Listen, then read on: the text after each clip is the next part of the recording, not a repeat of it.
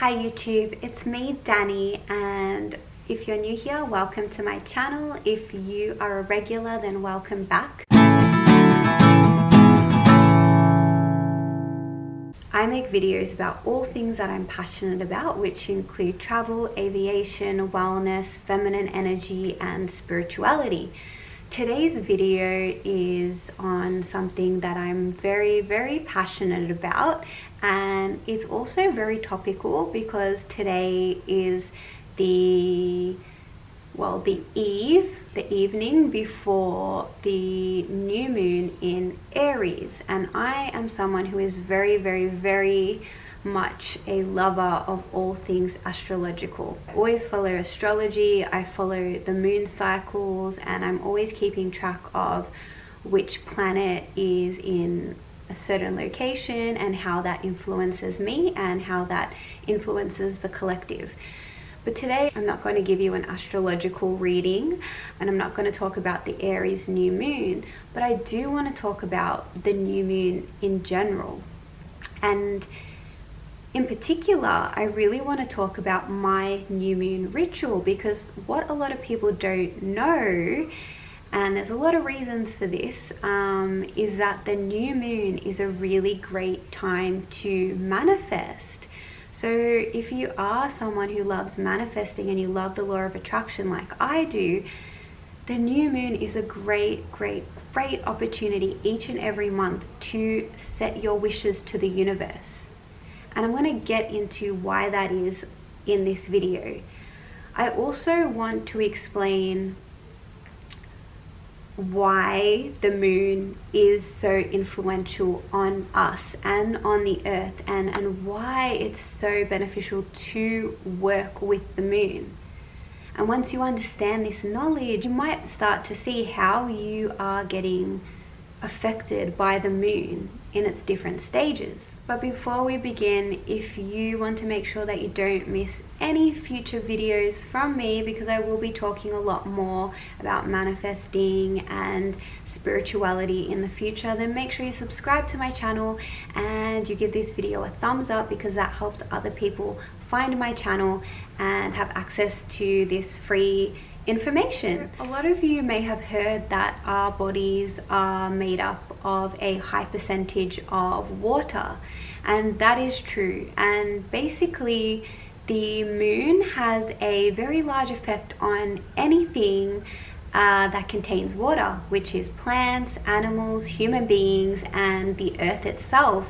We have a lot of water on the earth itself, and the moon orbits the earth every roughly 28 days. It orbits the earth, and as it orbits, it has certain influences on the water of the earth. First, I want to explain the 4 stages of the moon. We first start with the new moon, which is what we have tonight. And basically the new moon is also known as the dark moon, because it's usually a time when the moon is not visible in the sky. And that is because its lunation is facing away from the earth. It's when the sky is the most dark and has the least amount of visibility, and that is because the moon is not shining directly onto the earth. So this time is a really great time to manifest, because it's also a time when we can think of it as the void, of the nothingness, of the darkness. And you have to think, with creation, everything must come from nothing. Really let that sink in. Everything comes from nothing. So everything comes from the darkness. Even us as humans, we came from the womb. The womb is dark, it's nothing, and from that we were birthed into life. And every creation comes from nothing, and that is why the new moon is so perfect to set your intentions, to make wishes, to speak what it is that you want to manifest in the upcoming lunar cycle.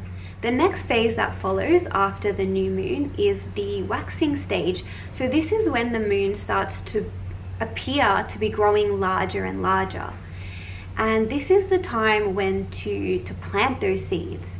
So you know what you want. You have to become very clear about what you want during the new moon. And then as the moon starts growing larger and larger, this is when to take those inspired actions.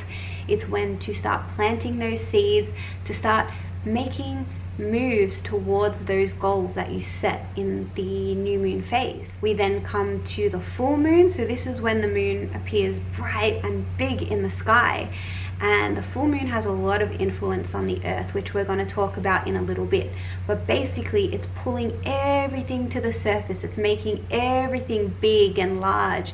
And it can even take our manifestations, those things that we spoke of in the new moon phase, and bring them into the light and really amplify them into the universe. And then the final phase before we come back to the new moon is the waning phase of the moon. And the waning phase is when the moon starts to appear to grow smaller and smaller and smaller.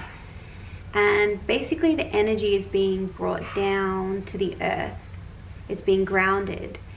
And this is another time when it's really great to start bringing your energy more inwards, starting to reflect on what worked, what didn't work this month. Did your manifestations come to life? Did they not?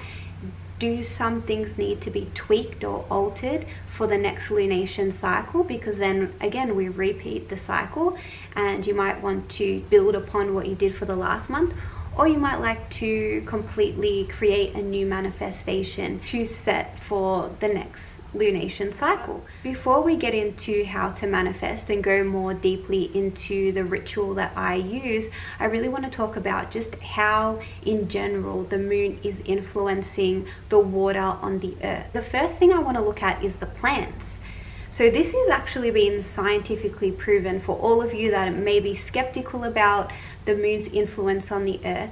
I mean, I'm sure you've even seen how on a full moon the tides change, and the moon has a very large effect on the ocean and the bodies of water within the earth.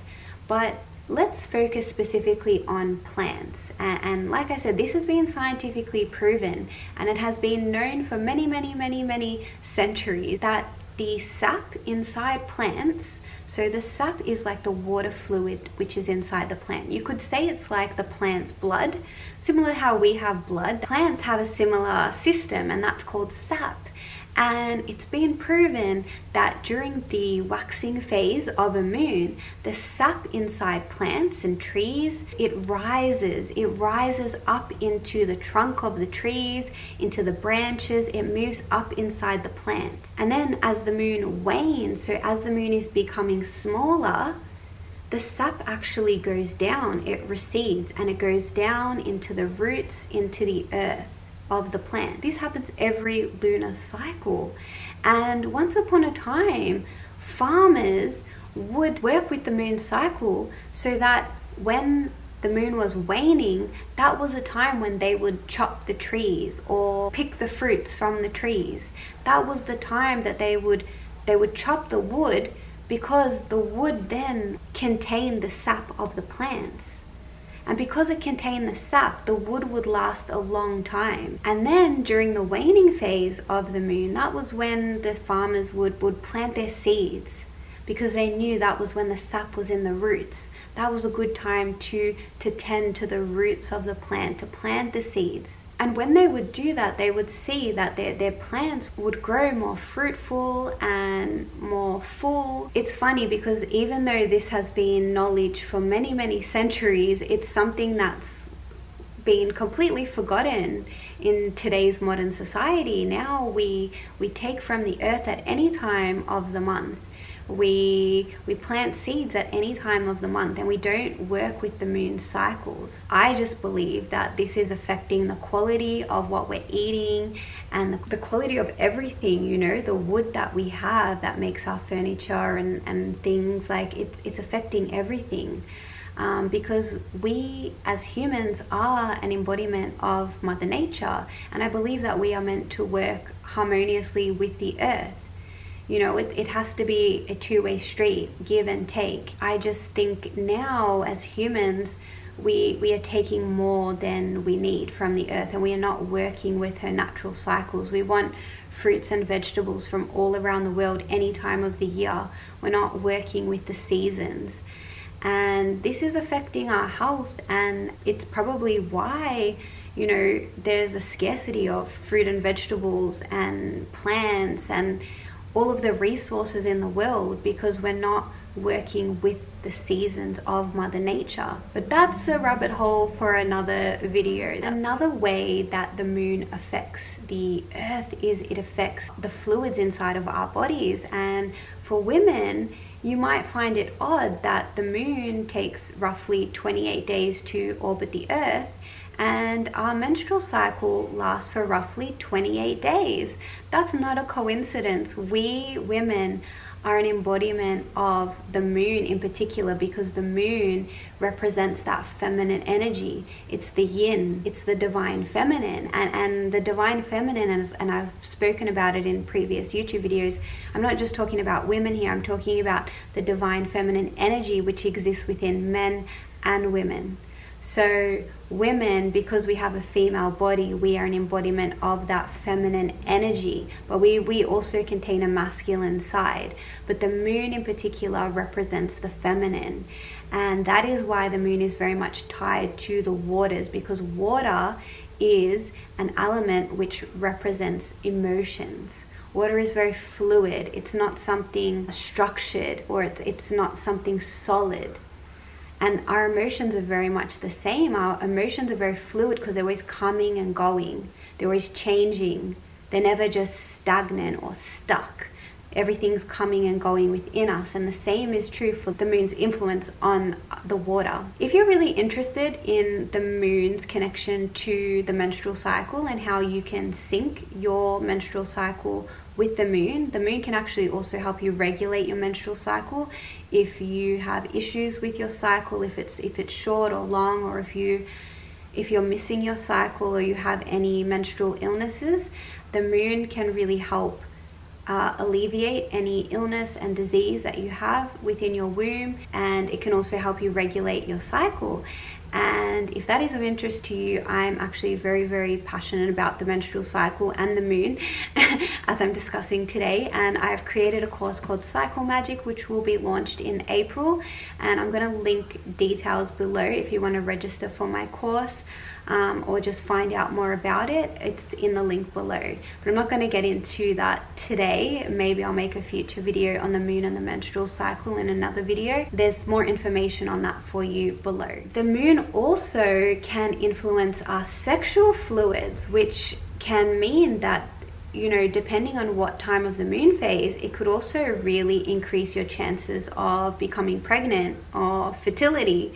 So if you are trying to become pregnant, it could be really worth finding out what cycle of the moon it is, and planning your seed planting around the full moon or the waxing moon, you know, when the moon is becoming larger. Again, I have more information on that in my Cycle Magic course, which I've linked below. Other than just the physical body, the moon actually also, like I said, the moon is very much a representation of the feminine energy, which is the water element, the emotions. So the moon is very, very, very influential on our emotions and our psychology. And this is why you often hear that on a full moon, a lot of mental institutions, they report that the patients are acting crazier than usual. And I've heard a lot of police officers say that on a full moon, there's a lot more incidents that occur. And the reason for that is because on a full moon, the moon is pulling the waters up. There's not as much gravity on the earth because the moon is drawing that water upwards to the surface. And that is why a lot of things that are buried within our subconscious being brought out of the subconscious and being illuminated to the surface. And the reason why that happens is because a lot of us bury and repress a lot of the emotions that we deem as negative or bad, and I put them in quotation marks because none of our feelings are right or wrong, but we live in a society which is very dualistic. We tend to label things, and we label our emotions as good or bad.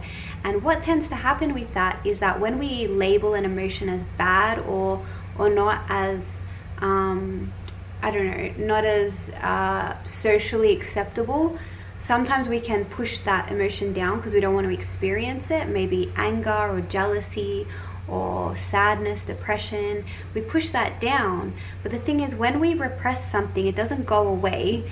It just tends to stay within us and can actually build and grow larger and larger within us. And then there's these times, especially around a full moon, you might notice that you're easily triggered by something, and these emotions come out, and you might have a burst of anger or a burst of jealousy or envy, or maybe you have a burst of depression or sadness or feelings of unworthiness. It's going to depend from person to person. We all have certain wounds that exist within us, and it's completely normal. But you'll tend to see that on full moons, if you start paying attention to the moon cycle. And it also will depend on your astrological chart. If you want to track that as well, you might notice that certain things start coming up for you. You might start, I don't know, it might be at work or with your family or friends or in your relationships. Someone might say something, or you're in a situation, it might trigger you. You either go inwards and you feel self-pity, or you might get really angry and lash out at someone. And this is really, really normal, and it's happening because that whatever you've pushed down within you wants to be brought to the surface to be dealt with. Because the only way to remove those emotions or that more dense feelings that exist within us is to bring them to the light, to shine a torch on them and say, hello, you're welcome here, and to really just love that part of yourself, to welcome it and to not push it down. Because anything that we resist, it persists. You might have heard that saying before, what you resist persists. And that's so true. So anything that you're pushing down or you don't want to deal with, it just kind of comes back stronger and louder with a vengeance, because it wants to be seen, it wants to be witnessed. So the best thing you can do is allow it to come to the surface and really create space for it to be there, to be witnessed. And you can do this by journaling. There's a lot of videos out there on shadow work. Maybe I'll make one in the future about shadow work. But to really just give love to that part of yourself. You know, can you love your anger? Can you love your jealousy? Can you be compassionate towards that anger or that jealousy or that self-loathing or that depression? Can you love that part of yourself? Can you give compassion to it? And you'll see when you do that and you are tender and loving and nurturing to that part of yourself that you don't want to look at, it often just goes away. And then what happens is that lifts our vibration, and we actually then can start becoming magnetic to a lot more things that we want to attract into our lives. And sometimes if you're setting new moon manifestations, which I'm going to get into in just a second, what tends to happen on the full moon of that same month is the things that need addressing, you know, which you're keeping suppressed, which you're pushing down, they will be illuminated so that you can release them. And that's why full moon release ceremonies are great, to get rid of that thing that you don't want anymore, that you want to release, that you want to let go of, to clear the energy, clear the space. And then once you do that, your energy lifts, and then you can start attracting all the things that you want to manifest, which you spoke of or you said you made wishes about in your new moon ritual. So with that said, shall we get to the new moon ritual? I'm just going to go briefly through my new moon ritual because I don't want you to copy my ritual. This is what I do, and this is something that I've cultivated for myself, and yours might look like my ritual, but it might not look like that. And I don't want to say that this is right or this is wrong. There's no right way to do magic. All of us are spiritual, regardless if you consider yourself spiritual or not. We are spirit, we are divine, we are all magical beings. And that means you have every right to create magic in whatever way that looks like. So I'm not here to tell you how to do magic. You know, I'm just here to kind of be an embodied way shower, to show you how I do it and maybe inspire you to do your own. But that doesn't mean you have to copy me or be like me, or even do a ritual if that doesn't feel good to you. The first thing that I do is I set the space, and I love altars. I personally have been creating altars for I don't know how long, but I love them, and I change my altar depending on what I'm focusing on. At the moment, my altar is set up for my womb, because I've been doing a lot of womb healing and connecting to my menstrual cycle and my womb, and also the moon, because as I mentioned, the moon is very much connected to the menstrual cycle. So that is why I've created a altar that looks the way it does. But to show you my altar, some of the things that I include, I like to put the elements of the earth. I collect bird feathers and I put them on my altar to represent the air element. I collect rocks and crystals for the earth element. I always have a candle on my altar to represent fire, the fire element. And then for the water element, I will either put a little jug of water, and I usually leave that water out on the full moon, because it's a really great time to leave your crystals and water outside if you want to bless it with the moon's energy. The moon is very absorbent, so it will remove any negative energy and fill the water or the crystals with love and purity and beautiful moon energy. So I keep that on my altar, and I also collect seashells. So they're a really great way to represent the water element as well. But you can be creative as you like, and you don't even need to include the elements. I love the earth, I love Mother Nature, so I like to incorporate some elements on my altar. I also like to include oracle cards or tarot cards that I might be working with at the moment. I have a photo of my younger self on there because I do a lot of inner child work, and I love seeing a picture of my younger self, and I've got a picture of myself holding a tree because I love Mother Nature, and it just shows me my innocence and that connection to the earth. I also like to include jewelry from my ancestors, from my great-grandmother, my grandmother. I have rosary beads, I have crystals. I'm trying to think what else. I put incense, flower petals. Yeah, I think that's it. Anyway, you can kind of get creative as you like. There's no right or wrong way to create an altar. My best advice is use your intuition. Don't copy mine. Don't look at mine and say, oh, well, Dani has that, I'm gonna go and get all the same things that Dani has. No. Find things that, especially things you already have. You don't need to go and buy anything. Find things around your home or outside that you already have, and create a place of beauty, a place of sacredness. Because it can really help just like harness your energy, and for me, it just like it creates this space of beauty and of sacredness, and it allows me to just come home to my inner world, you know, kind of lose sight of all the distractions around me and focus in on this little altar of beauty. And it connects me to my divine self. So that's why I love altars. I also like to do my ceremony on the evening of the new moon, or if the new moon is going to be early in the morning the next day, I'll do it in the evening before I go to sleep. So it's dark. I like to dim the lights. Maybe I have a lamp on, I light a candle. I usually will use some Palo Santo or sage to clear the space. But you don't have to do this, but that's just me. I really love it. I like to cleanse myself and anything that I put on my altar. I have a playlist on Spotify which has all my, I don't know, spiritual music or music that makes me feel uplifted and good and calm. I play that in the background.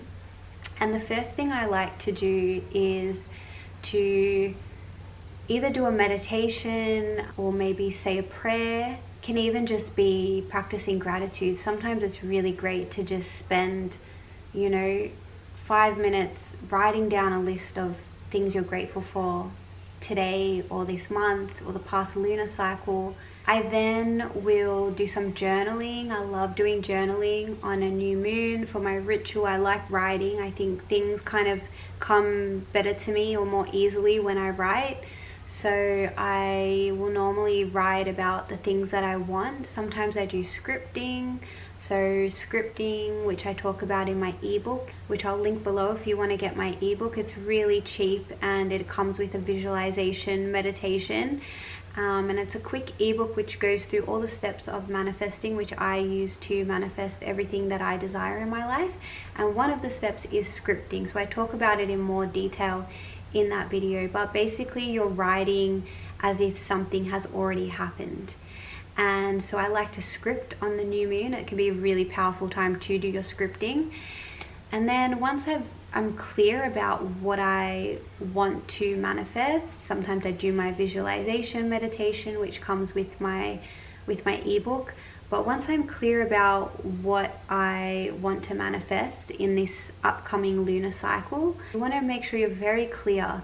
And as I talk about in my ebook, and I often say it here, when we manifest, you really need to make sure that that desire of yours is coming from your heart. Because the way that the moon works, as I said, the moon is the feminine energy. It's yin. It's emotions. It's water. So all of that is tied to the heart. It's not logic. It's not the mind. So if your desire is coming from your ego, it's coming from pride, it's coming from a place of lust, what you think you want, it's going to be very, very difficult for you to make manifest it. And you'll often see if your desires are tied to something, you know, maybe of the material world, it doesn't mean that you can't manifest something material, but it has to be from the right place. It really has to come from the heart space, because if it's not from there, you probably will see that it won't manifest. It really has to come from your heart. Like, why do you want this? And particularly, the heart is very much concerned about what it can give to others, how it can serve, how it can love. So really think about that when you're setting your intention. And this is really, really, really important, because the intention is everything. Intention is so important. Why do you want this to happen? Who is it going to help? Even if it's helping you, how is it going to help you? How is it going to serve you or the earth or humanity? How is it going to make things better? How is it going to help you open your heart or open the hearts of others? So really think about why you want what it is that you want to make manifest. And I guarantee you, if it is coming from your heart and it is coming from a place of giving, it's coming from a place of service, of love, it will manifest. Once you're very clear about what it is you want to manifest, I like to write down what it is that I want. You might like to draw it as a picture if you're more of a visual person. Images are a really great way to manifest, actually. They're better than words, because when we use images, we're using our right side of our brain. And the right side of our brain is the female side of our brain. So the female side of our brain is very much tied to emotions and the non-logical aspects of us, which correlate with the moon. So it can be really great to use visuals. But I'm a writer, and so I like to write out my manifestation. Like, I make it very clear what I am intending for the next month, and I do it by lunar cycles. So the next month, the next lunar cycle, what is it that I want? What is it that I want to make manifest this month? And then I fold it into a tiny little square, and I make a crystal grid. And this is a little bit witchy. Basically, a crystal grid is you have crystals. Maybe you can do it with other elements like stones or seashells. I think it doesn't really matter. It's all about intention, as I mentioned earlier. I have some crystals and I lay them out in a grid foundation, and I put my wish underneath the major crystal in the middle. And then what I do is I use my crystal wand Yes, I have a wand, and I go around my circle of crystals. I'm not going to go through all the details how to do a crystal grid. There's probably videos on YouTube how to do it. Basically, I set my intention to the universe. If you're like me and you love cards, I have many oracle card decks and tarot cards. I always do a card reading. I sometimes do tarot as well. It just depends on my mood, and I just kind of get some guidance around my intention, my manifestation.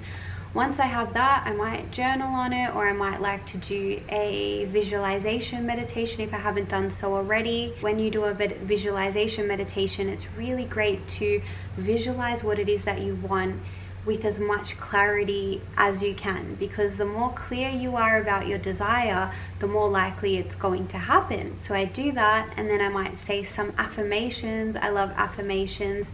So some that I really love are: everything is always working out for me. I'm a magnet for my desires. I am worthy of my dreams. I am the creator of my reality. I call on the universe to answer my prayers and guide me on the path to abundance.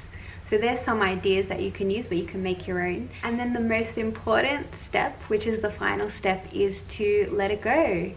Just like in Frozen, let it go, let it go. Yes, because that is key to manifesting. And I said it before in my previous YouTube video about the sloth and manifesting, but really when we set an intention, it's none of our business how it manifests. It's none of our business. Leave the universe to deal with it. All you have to do is listen to those subtle cues inside of you which tell you to take inspired action. But other than that, just let it go. Even forget about it. That's probably even better. Just forget about the intentions and let whatever is meant to come, come. So once you're finished your manifestation ritual, then you can maybe say a prayer, or you can end your ritual however you like, and I blow out the candle. And that's basically all I do every new moon. I have some really exciting news to share. I'm going to start running new moon rituals every new moon. So it's going to be an online event. Some people may know, if you follow me on Instagram, you might know that I run women's circles. So I normally will run a women's circle every full moon, and I do that physically in person. But the thing is, I know that I have a lot of people that follow me all around the world, and I really want to expand my circles to a wider audience, and I want more people to join in on the magic of the moon.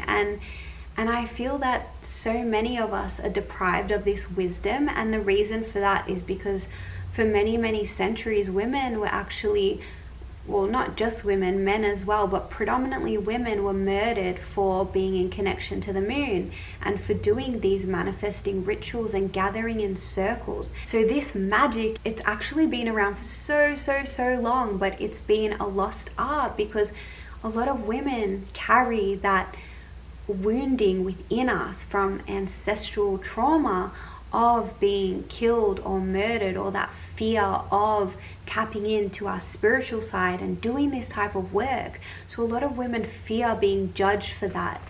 And even though we're not getting burnt now, there's still that fear that, you know, oh, what if I'm considered an outsider? What if people judge me? What will people think of me? And that is very much still within all of us. It's called the witch wound, and I think I'll make a video about this in future, but it's something that is very real and it exists within a lot of women. And I think now this is a time of the feminine is rising in society within men and women, and all of this knowledge is coming back to the surface. Like, people are remembering, people are starting to gather in circle again, people are starting to really embrace and celebrate manifesting and the law of attraction, and are really getting into their spiritual side. And as I mentioned earlier, we're all spiritual, we're all magical beings. And we've forgotten that. We're so identified with our physical body. We've forgotten how divine we are, how much power we have. The thing is that the more I do this work and the more I really come into contact with who I am deep down, I realize that when I was a child, I knew exactly who I was. And as we grow up, we're told that, you know, magic isn't real and you're being unrealistic, or, you know, you have to grow up, you can't dream big because that will never happen. And slowly, all of these dreams and fantasies that we have as a child, which usually come from our heart when we're children, we just, you know, we don't have any dark desires. We have this pure innocence about us. And slowly we go through school, and maybe it's to our families and our friends, and that part of us, that active imagination, that dreamer, that child that believes in magic, it kind of gets squashed out of us. And it's just crap. Like, there's so much magic in the world, and I truly believe that, and I want to share more of that magic on my YouTube channel, because I want us to remember that magic. And it doesn't just exist within me, it exists within you. And we have to remember this. We have to see how we can create the life of our dreams. We can have what we desire as long as we're not hurting anyone else. So as long as we're not hurting ourselves, especially, you know.